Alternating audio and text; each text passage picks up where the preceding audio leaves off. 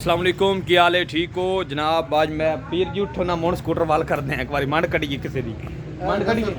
नहीं नसर आज तुहान ऐसे पाकिस्तान दे बेहतरीन सिंगर नाल तुहाडा राबता कराना है। अगर किसी भाई नूं जरूरत होवे जनाब उस नाल राबता कर सकता है। ओदा नाम है नसर दिनदार किंग ऑफ दी बार। नसर दिनदार की नाम है किंग ऑफ दी बार नसर दिनदार ते ऐसा बेसुरा बेहुक्मा सिंगर उठ के नहीं मैं कसम अल्लाह चल गाना ए लाई बैठे सुना ए जी जनाब चाचू नसर अब्बास दिनदार चल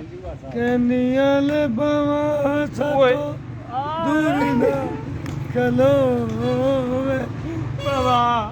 नेड़े नेड़े हो ए पहले फोटकियां ते गाउंदा ओने दुकानां ते गाउंदा है